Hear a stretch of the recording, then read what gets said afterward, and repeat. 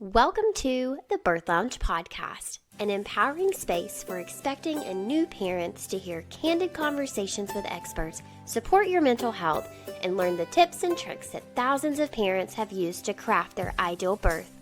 We will answer all of your questions, the scary ones and the weird ones, to help calm your fears and feel confident going into your birth.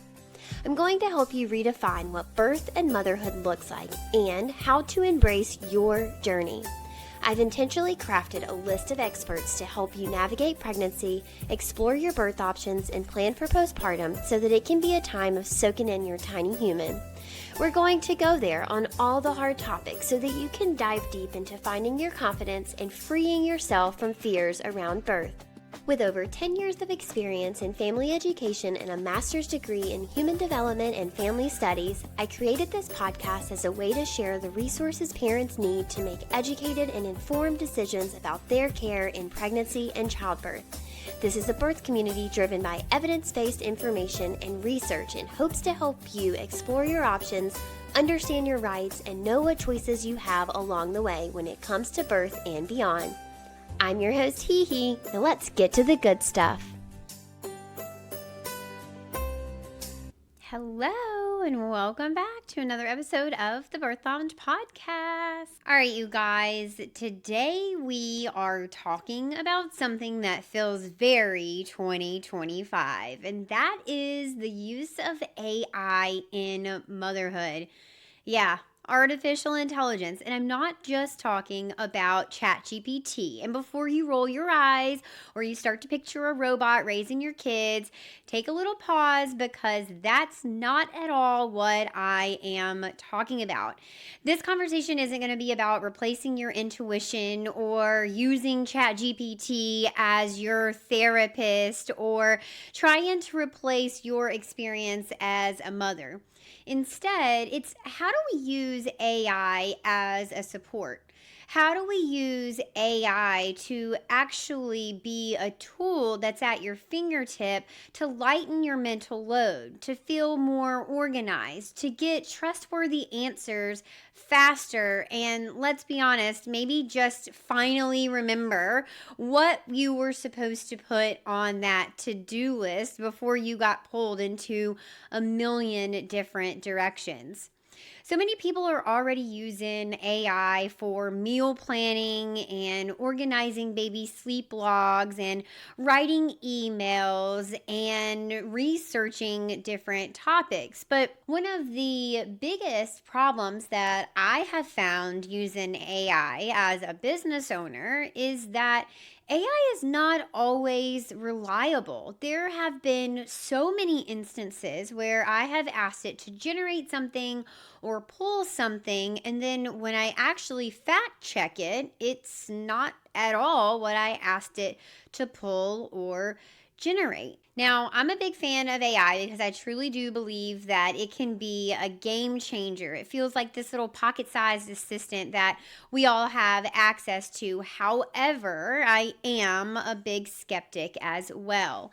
And that's why I wanted to have on my friend Sarah Trott. Now, you may know her as the host of the Fourth Trimester podcast, which she created after realizing so many parents had questions after their own experience of becoming new parents. But she's also the founder of Hello Gaia, the parenting co-pilot, a tool providing evidence-based support for families, offering fast, reliable answers for pregnancy and parenting anytime. Hello Gaia is an AI assistant that draws upon trusted resources such as the AAP, March of Dimes, the CDC, and ACOG, plus other credentialed and experienced perinatal professionals. In today's episode, we're going to do a deep dive into AI and what our future actually looks like by using AI. And then I'm also going to ask her the hard questions.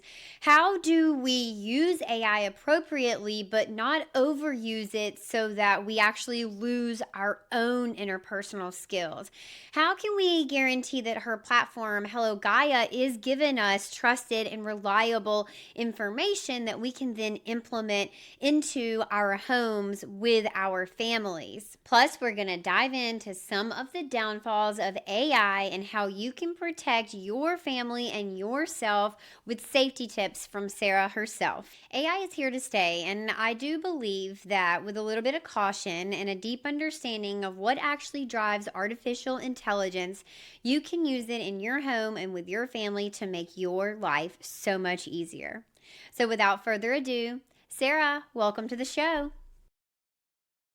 Hi, thanks so much for having me, HeHe. I'm so excited to have you. And this is a topic that I've never talked about before. And it is something that I think is on all of our minds because it is so up and coming and it's growing really fast. And I think there's a lot of benefits to it. But when things are new, obviously there's some fear, there's some skepticism. We're a little bit shy to trust it. So I think a really great place to start off this conversation is AI. Talk to us about what we need to know about artificial intelligence and how we can actually utilize it in a safe way to help us better our parenting journey.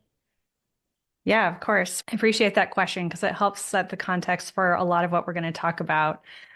So, AI is relatively new, and I think I've come across people who use it all the time already, and Okay. also people who don't use it in their daily lives and who have never used it. So, I think we're in this interesting period in the human history of this technology of like integration. It's still relatively new, but the future is already here in a lot of ways, and a lot of people are using it in their daily lives for business and for personal reasons. And I think the skepticism really comes from, do I trust? Do I have trust? That's the key word that comes up for me. And it's certainly the motivation that I had for building a service for my own purposes, right? Which is that how do I know the information that I'm getting out the other end of this is real and is trustworthy and reliable? And when we're thinking about artificial intelligence and specifically tools like ChatGPT, I'll just say that because that's the most commonly known one, but I'm not picking them out for any other reason. Like any of the major offerings that are public facing and free that are basically large language models that are chat based, where you type in a question and you get an answer from the robot, right? When you are asking a question to one of these services, you're asking the entire internet, basically. So it's like when you're searching something across Google, there's technology behind the algorithm of deciding what information is best to present to you as a result in a search engine. And it's similar with the LLM. It's doing math to calculate what it thinks is like the next best word based on the question being asked and what's presented to it. One of the things, there was a quote I read recently from someone who's in the space who basically said, just because something sounds like the right answer, it doesn't necessarily mean that it is. And I think that's what sort of hits home with this question is, gosh, I don't know. It seems like it's right. And so I think that's the impetus for what I built. So I built a service called Hello Gaia, and it is essentially very simply utilizing the logic of these amazing companies that built this incredible technology, but it is pointing towards reliable sources so that you know what you're getting out the other end is going to be from a particular place. So it's not looking across the whole internet, which is a bit of a garbage in, garbage out situation, as we all know. Especially for me, when it comes to parenting stuff, like technology can be your best friend if you know how to use it and you know how to use it safely, right? I think social media is another good example of like technology being wonderful, but a double-edged sword because you can find and discover great things that make you feel good about your life, or you can get locked into wasting your time doom scrolling and then feel terrible about your whole life because you all you get presented with is like this picture perfect view of life. And I actually particularly I'm going down a rabbit hole on social media, but I would caution people who are newly postpartum to get sucked into this belief that everyone postpartum has everything going on perfectly because that's false. You can feel free to give yourself a hall pass while you're in your postpartum on social media, please. But if you're doing it, carefully and you're looking at certain sources that you know are there to be genuinely supportive and non-judgmental, then great, go for it. Anyway, I digress. But anyway, back to the AI point, to find a way to utilize AI, because I have so much interest and respect in the technology. It's the future, it's where everything's headed in our daily lives. And I wanted a way to know that I'm getting good information. So the tool that I built is referencing sources like the CDC, AAP, ACOG, the American College of Nurse Midwives, American Society for Maternal Fetal Medicine, like places where I would go if I wanted to research something very specific. So those are legitimate places that I would already go to on the internet. But the neat thing is I'm shortcutting the whole process because I can just ask a specific question and get the immediate answer without kind of having to dig and dig. So So that in a Hello nutshell Gaia. is my answer. Yeah, so Hello Gaia is not going to be pulling from the whole internet. So you have coded it specifically to pull it from sources that you know are reputable and reliable. Is that the idea? That's it in a nutshell, for sure.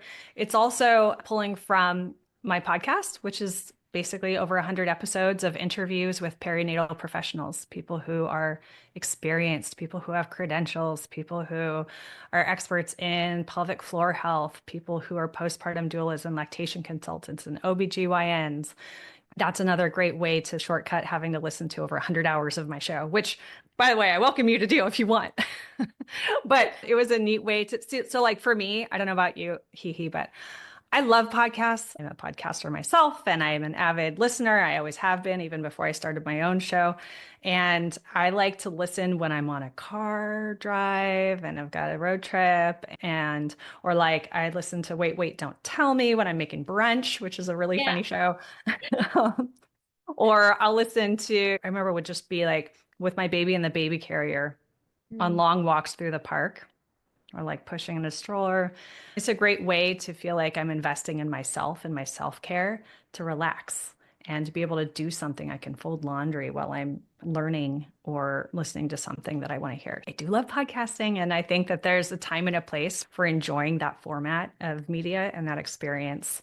And I don't think it's like a replacement, but it's just a different kind of way to process information really efficiently and again, like safely. And it's at your fingertips. I think that's what I really love about it, right? You can call your OBGYN, but you may not get them to call you back today. They may not call you back tomorrow. They may say, we can't really get you in for another 2 weeks. So, what do you do in the meantime? Not to say that Hello Gaia or any AI is a replacement for your healthcare provider, but it could be a bridge between I need help and I can't get into my healthcare provider, or I can't reach anybody. I can't get anybody to call me back right now in this moment. What do I do? I was playing around with it before we hopped on this episode, and I just said I'm really struggling to latch my baby. How can I fix that problem? And it gave me 10 steps of things that I could do. Some of them that were immediate that I could do right now in the immediate. And then some of them were a little bit longer term. Reach out to a lactation consultant in your area. So I asked it, how do I find a lactation consultant in my area? And it gave me all these wonderful resources, some that were local to me and some that were national. It gave me a hotline. I was really impressed with the breadth of resources that it was able to provide. I felt like the short term immediate was covered, the long term was covered, the local was covered, and the national was covered. And so I just found myself being like, wow, this is such a great resource. And what you were saying, like, this is the future. This is totally going to change parenting. Yeah, thank you for trying it out and for sharing your experience. That's really cool feedback to hear. Yeah, the goal is to complement real world traditional care. Mm. It's not a replacement, absolutely. And I appreciate you making that point and that you brought up providers. And in your question, the tool did actually point you in that direction. It's designed to do that. It's designed to say, this might be helpful information. It's not medical advice, period. You need to go work with a medical professional if you have that kind of question. But it will present you with information from those sources, like we mentioned, that can help people out in that moment that they need it. So if you are in the middle of the night and you just want to know something, here's the information when you need it in that moment. But then again, of course, it will point you back towards resources and certainly give you ideas of who to talk to. Like I love that you mentioned that aspect of it. And then the idea is that it's also going to present you with different links where you can learn more. So it's going to point you towards links for episodes that point back to individuals and specific people, like a consultant, for example. So if part of the answer came from someone who has a PhD in like good family sleep research, right, which we do have on our program, Dr. Angelique Millette, like it'll point to her, and she's someone that people can actually reach out to. Again, it's connecting those dots between the virtual and the AI and the real world, real people. Especially in such a sleep deprived time, right? It's okay, so now I need a sleep consultant. Where do I find that? And how do I know if that person is actually credentialed? And how do I know that they actually have reliable credentials and not just some online weekend course? And how do I know that their approach is going to match what my goals are? I love that so much. I feel the skepticism of my community in this episode. I can just feel them going, okay, but I still don't believe AI. I still am just a little skeptical. For those people out there that are talking or feeling that skepticism, that hesitancy, what do you say to them? How do you reassure them that you have fact checked it, that it is a reliable resource, that, everything that they get served through Hello Gaia? And I want to focus specifically on Hello Gaia. And this is not a paid sponsorship. I want to point people towards Hello Gaia because I think that you've done above and beyond what other AIs have done, because I have used ChatGPT and I find some pretty big concerning flaws. I will ask it to cite sources, and it cites sources, and it says that what's cited is about breastfeeding, and I click on the link and it's actually about food services in a jail. That is a true real life example. I literally clicked on the link and it was talking about the nutritional value of food that is served in jails. And I was like, this is so problematic. If I had not been doing my due diligence, if I had just copy and pasted, if I had just believed what had been served to me by ChatGPT, then not only would I have been believing bad information, but I would have been doing a disservice to my community, because then I would have passed on that bad information to them. Talk to us about that. Yeah. Interesting example. I had a midwife tell me a kind of similar story talking about like one of her clients who was looking for breastfeeding information about like how much milk should I give my kid, and Mm. the result was for like baby goats or something, which is interesting. And what that next? That's not at all what I asked you. It's again like it's broad. It's looking across the whole internet. The nice thing is I'm relying on the facts that are coming from those major societies, right? I'm relying on the facts of other people. I don't have to create that. Right. I'm pointing towards resources that are reputable. And I'm expecting that the information that they're publishing is legitimate. Yeah, for sure. Okay, in terms of the topics that people can put into Hello Gaia, what are some of those things? Is it just for postpartum, or is it for birth and pregnancy as well? And then in terms of postpartum, how far postpartum? Are we talking 12 months? Are we talking 5 years? Are we talking through the duration of the rest of your life after you have a baby? I would say the information is as broad as like the sources that I'm mentioning, right? Mhm. So I have customized the tool to really focus on parenting in general. So if you're going to ask it a question like, how do I fix my leaky roof? It's going to point you back towards a direction of parenting. ACOG It's says. right. It's going to say, try to ask me something else. Try to ask me something about like your child or yourself or self-care or parenting, right? It's gonna steer you back in that direction because that's the scope that was in the design. Yeah. How did you come up with this idea? Again, my own curiosity. I love technology. I have a background in tech, and I also have a long held passion for parenting. And I've been a postpartum advocate through the podcast I created about a decade ago now. And so this for me is a real marriage and integration of different parts of what I do in my life. I get to explore and experiment and learn with this technology and bring something that's valuable for me personally. And I'm sharing it with everyone else.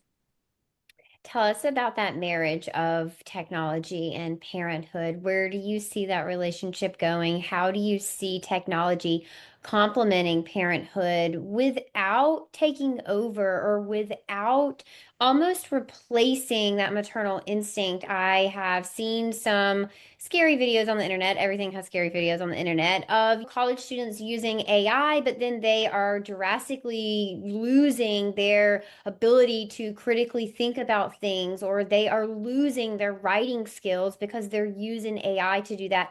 How do parents balance that? How do they use AI and Hello Gaia as a complementary tool rather than a replacement for their own intuition and their own gut instincts? Yeah, what a good question.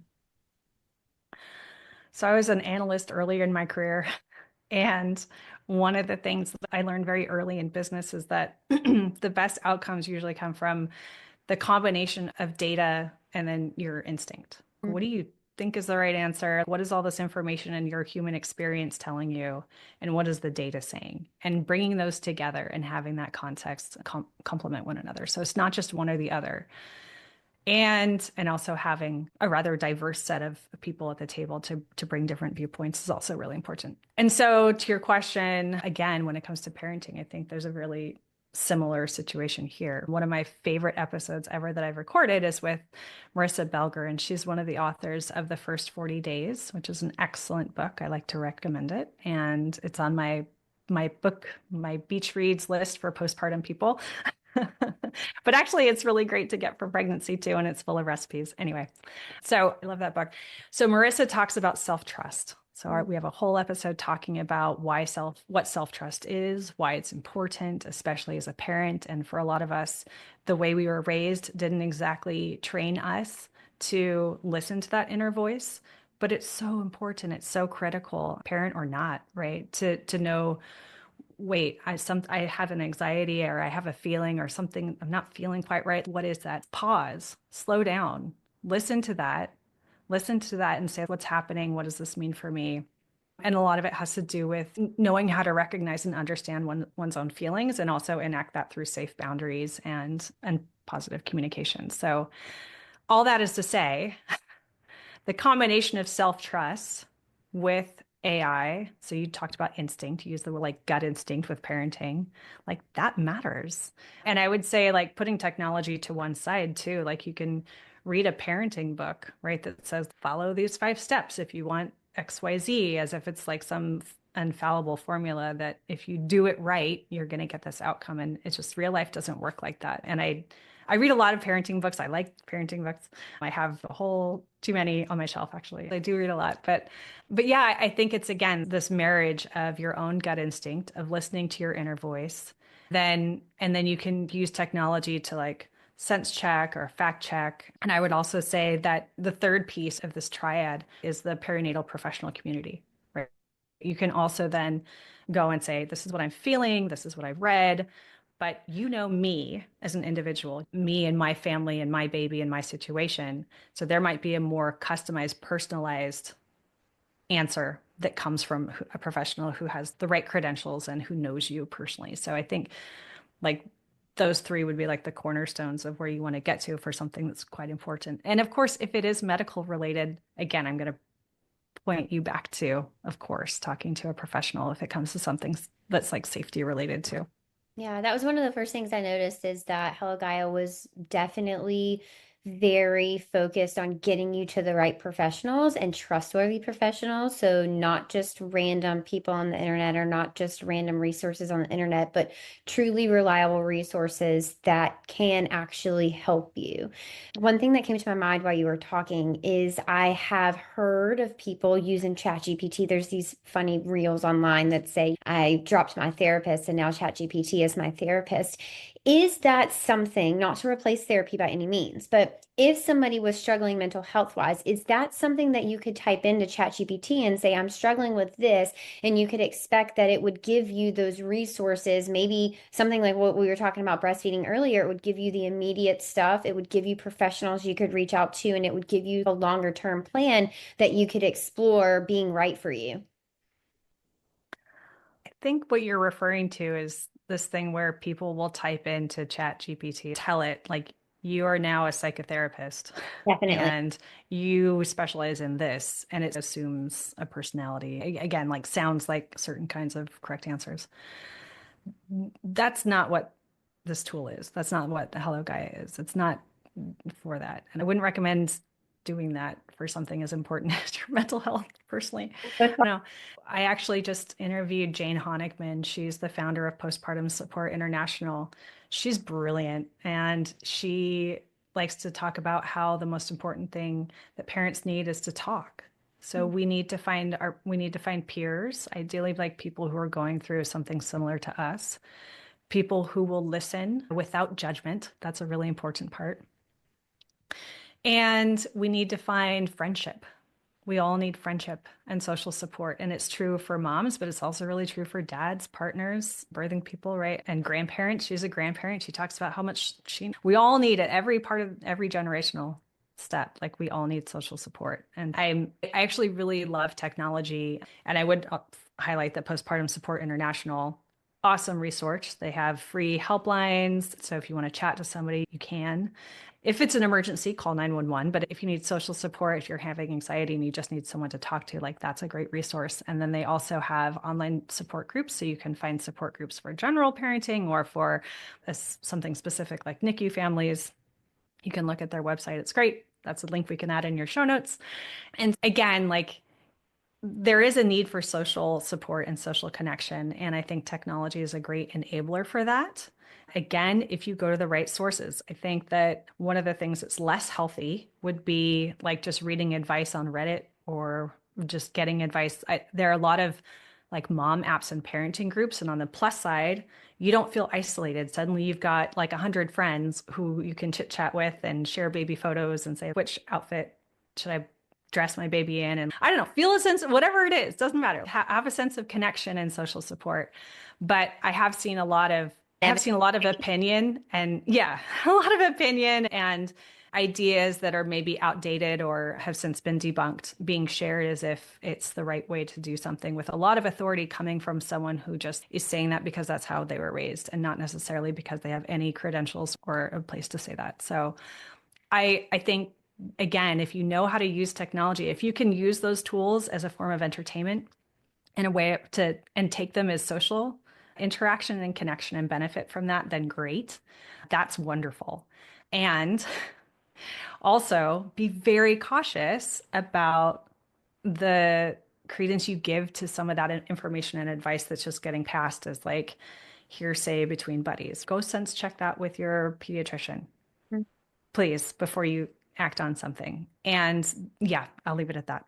Yeah, no, you hit on such a spot that I'm always educating people on because just like you, I find that, boy, people say things with such authority. And I'm like, do you have a source that you can cite for that? And they're like, no, but it worked for me. And I'm like, that's great for you. That doesn't mean that's an evidence-based approach. That doesn't mean that there's any data behind it. That doesn't even mean that it's safe. It just means that worked for you. And so for you to come on the internet and say, if you do X, Y, and Z, here will be your results without any sort of data to back that up, that can actually be very dangerous. It can put both you and your baby in harm's way. And so it's something that I find myself combating on the internet a lot, and I try and do it in a very sensitive and compassionate way to say, I love that worked for you. However, in general, that has been debunked, or in general, that is not the recommendation. But here are two other resources that may be helpful. And so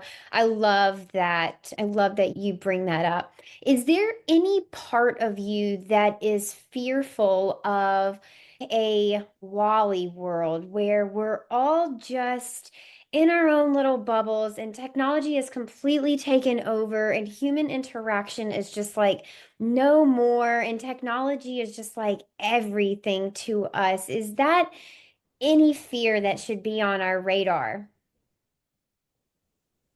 If I had that kind of crystal ball, oh man, that would be amazing. Gosh, I hope not. I really, again, going back to the Jane conversation that I mentioned, like we're mammals, right? We need human connection. We need human connection, period. So I don't see a world where I don't know, post-apocalyptic scenarios play out. It's a fun sci-fi idea in my mind. And there are people who do a lot of research in this space who are authorities and who have their own concerns. And I think there's probably a lot of policy that needs to be put in place to Mm, safeguard people. yeah. What are Yeah. some of those concerns that our scientific data people are finding?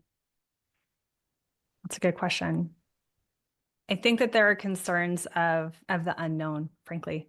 That's always just going to be like we don't know where this is going. I think there are questions around artificial general intelligence, so AI becoming like the equivalent of our own brain computation of our own, like to the level of the way that we think and behave. And I think there are concerns obviously around what does that mean? What does that mean for the human race? Like where does the power lie and where does the control lie in things that would impact our lives as humans? So Yeah. again, I think those are like much bigger macro questions that are good to be asked, and they're things that are hopefully addressed at a much bigger policy level. And oh, go ahead. Oh, no, go ahead. Oh, I was gonna talk about policy also as it relates to like postpartum and maternal health. It would be neat to see like policy that points towards like more funding for research and more funding for programs that can fund doula and midwifery care across the United States. That's specifically where I'm speaking to. And then things that help support research into maternal and infant mortality and morbidity so that we can shine a spotlight on these areas that need a lot of attention. And I think there's some great research coming out of the March of Dimes that I would point to. Specifically, there's a great report that just came out around maternity care deserts. I don't know if you had a chance to see that, but it found that about 35% of counties in the US are maternity care deserts. Wow. So, what does that mean? It means that in those places, people don't have access to care for their during pregnancy, their birth, or their postpartum through a doctor who specializes in that, or a hospital with a maternity ward or a birth center. So, can technology help fill some of those gaps? Yeah, I hope so.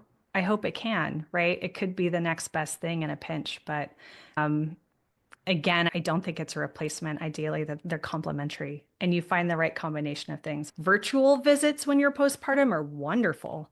Who wants to get in the car when they're immediately postpartum and recovering physically? And it can be very anxiety inducing to take your tiny little infant and like to try to just get comfortable and move around and be outside your house when you really don't want to be, especially in those first few months. Virtual visits are a great way, I think, that technology is helping people to get their needs met, but also not have to do things the old-fashioned way. Yeah. I love that you bring that up because I've said for a couple of years now, probably since COVID, is that insurances have given us so much pushback on adding in a 2 week visit, even though we know the data says that if we could just see a woman 2 weeks after she has her baby, we can drastically reduce the amount of risk that she carries for so many things: cardiovascular problems, mental health problems, breastfeeding problems, postpartum hemorrhage problems. We can catch so many things much, much earlier if we would just see them earlier. But like you pointed out, many people find that it's uncomfortable, it is cumbersome, it is just so much mental load to think about having a newborn. You just either pushed out a baby or had a baby cut from your body 2 weeks ago. It is just like the most daunting thing to think about getting back to the doctor in 2 weeks. What if every woman just had a virtual visit? And then in that visit, we then determined whether you needed to be seen in person or not. The same thing for that 6 week Yeah. visit. Some people do not feel like a virtual visit will suffice what they need. They want to be seen in person. They want to have an exam done. They want to have their doctor actually place their hands on them. That would be such an amazing visit to have a choice and to just say, would you rather it be virtual or would you rather come in? And I think that we can give back women a lot of control if we tried to incorporate or if we attempted to incorporate virtual visits a lot more easily into our whole postpartum care. But you're an expert in postpartum care, and it is the forgotten trimester. It's once the baby's out, there's so much that falls to the wayside because we just don't consider it important or as important. Yeah.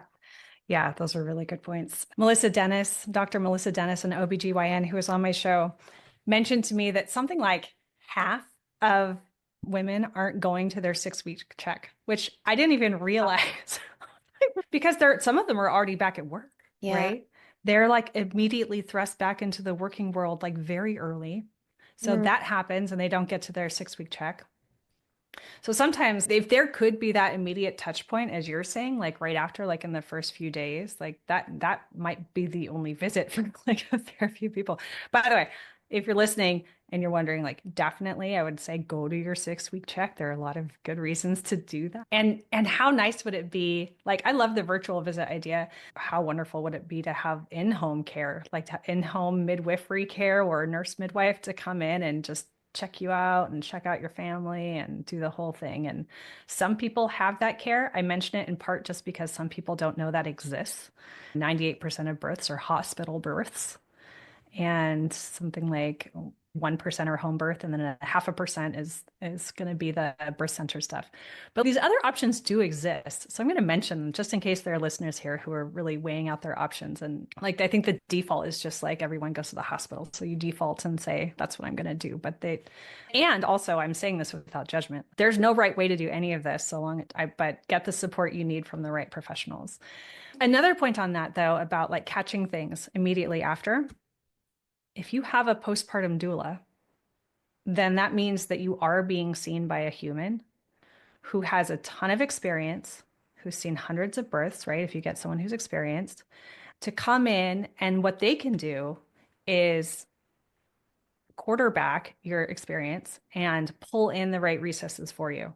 So they can assess your mental and social and emotional health, physical. They'll like good doulas will have enough experience and enough know-how and education to be able to spot yellow flags, orange flags, red flags, and pull in the right professionals and resources that you need.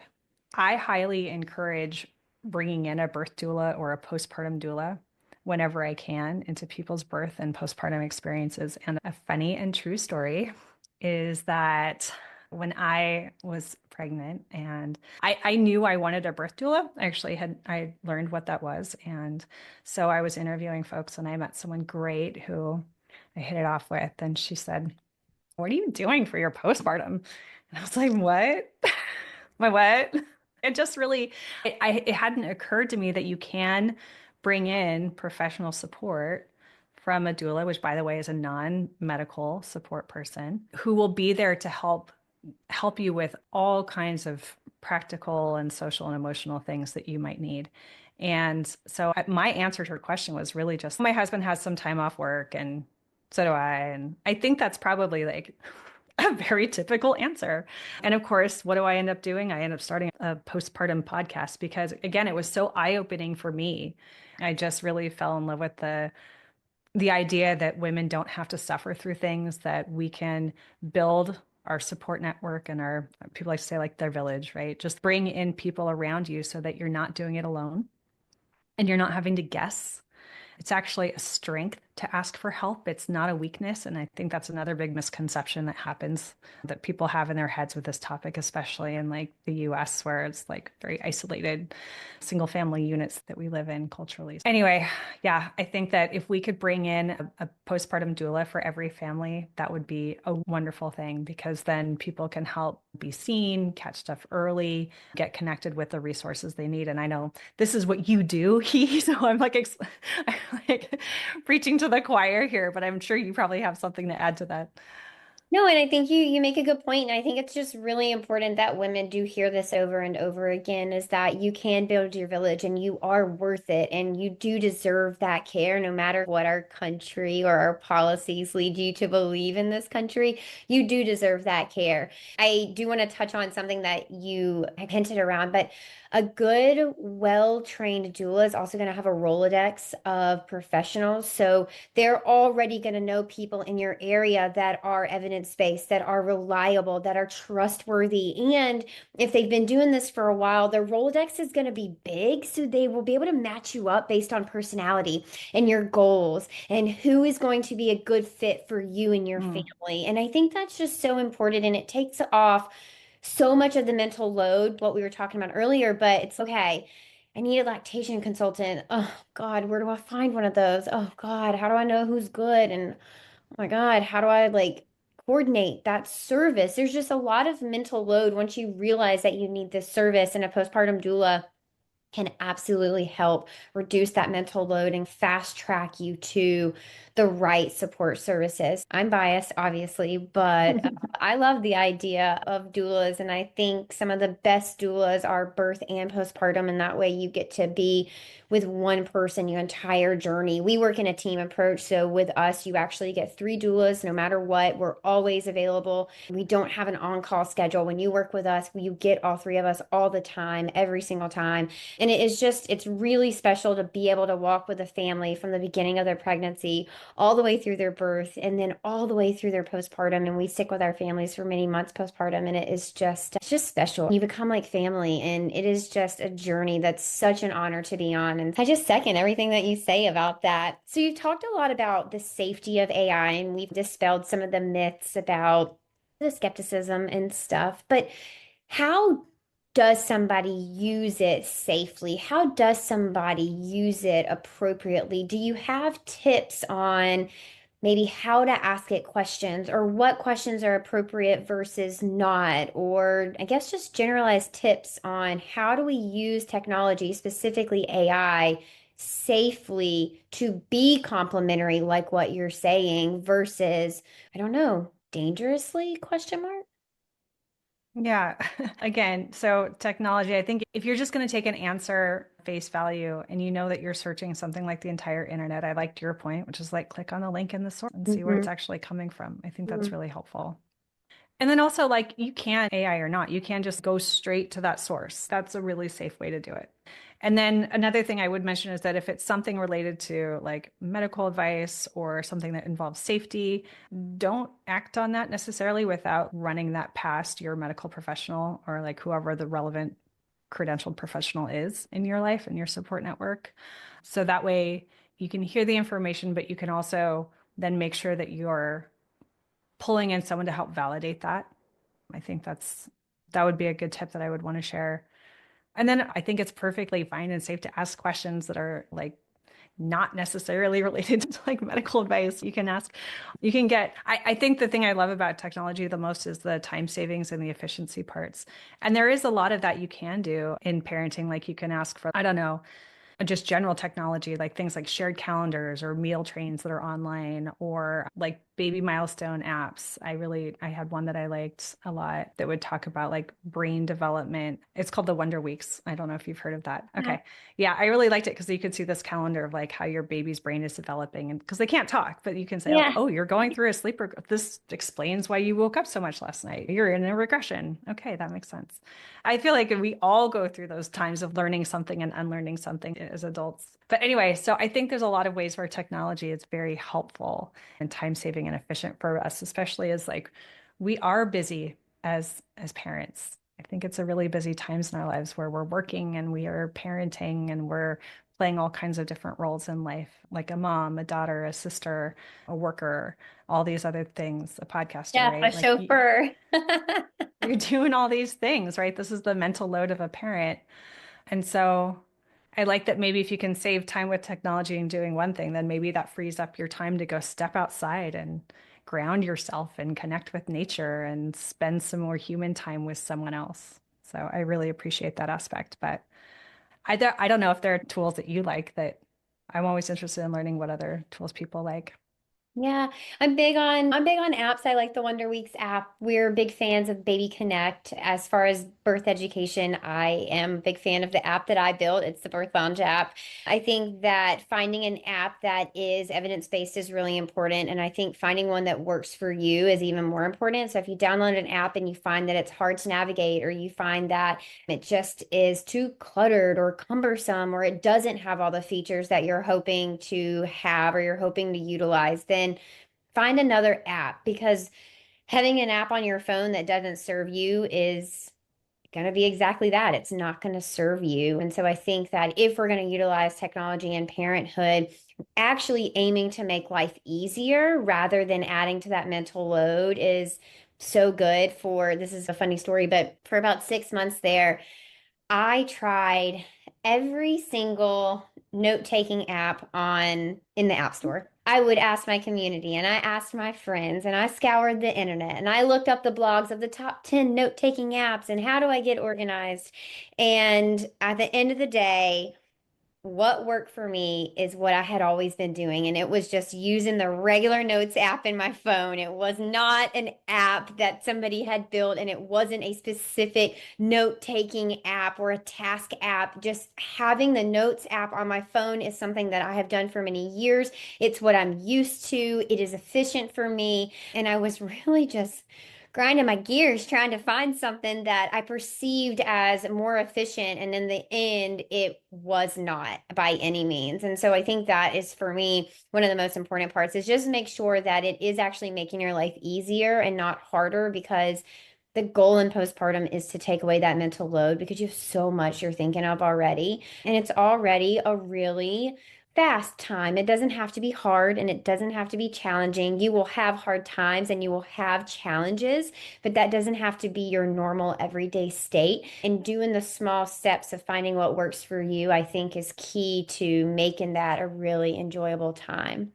I would love to ask you if Hello Gaia is able to help people make postpartum plans. So, would I be able to go into Hello Gaia and say, okay, I am 37 weeks and I'm hoping to have a meal plan made, and I'm hoping to get a list of professionals that I should contact, and what are the top 10 things I should be thinking of in this stage of pregnancy to help me plan for postpartum? Is that something that Hello Gaia would be able to generate for us? 100% yes. Yep, that's it. That is the point.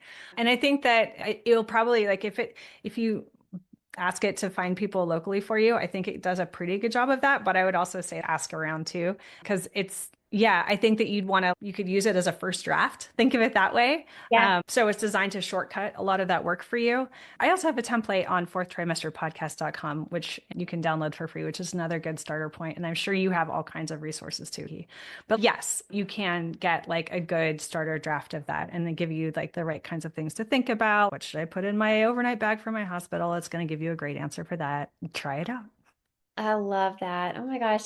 Sarah, this has been such a good conversation, and I think it has covered a lot of the fears that people have around AI. And I think it has covered a lot of the common questions that pop up because, like you mentioned, it is really new. And I think there is skepticism and there is this fear of the unknown. And there is this overarching question of how do I use this and how do I utilize this without kind of overstepping into my own intuition. So thank you so much for being here. I really appreciate it. We've mentioned a bunch of your stuff, but we've not told people exactly how to get in contact with you. So how can people find you? How can they contact you? How can they listen to your podcast? And where can they find Hello Gaia?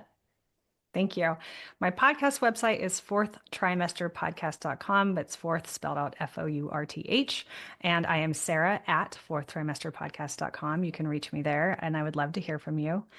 Hello Gaia is HELLOGAIA.ai, and it's free to sign up and create an account and use it. It's free forever. That was an early decision I made because I don't want to gatekeep information that's good from these good places from parents who need it. You can go and try that out. I love that so much. All right, you guys, thanks for being here with us. I hope this gave you a lot of confidence in AI. I hope that it gave you a starting point if you are new to AI. And I hope that it gave you a little bit more reassurance of how you can use technology if you have already started your AI journey in parenting. I'll see you next time in the next episode. Be sure to follow Sarah on social media, and you can find me at Tranquility by HeHe and at the.birth.lounge. Until next time, head to your app store and download the Birth Lounge app for evidence-based childbirth education and data-driven postpartum support delivered straight to your phone. Bye. Thank you so much for tuning in today. I truly do value this community and I love hanging out with you. You deserve to have a birth that you love with a provider that values your autonomy and respects informed consent. It's an honor to be your go-to gal when it comes to preparing for your baby. If you found today's episode helpful, share it with a friend. Share it with someone who could use evidence-based information to help them have an informed and confident birth. I'd love to hear what you have to say and read your sweet words. By leaving us a review, you are helping other expectant mamas and their families find the podcast so that we can reduce birth trauma and improve maternity care in the U.S. one birth at a time. If you're interested in joining the Birth Lounge, go to thebirthlounge.com. If you want to connect with me on socials, you can find me at Tranquility by HeHe on all platforms. Until next time, stay educated, stay supported, stay confident. Bye!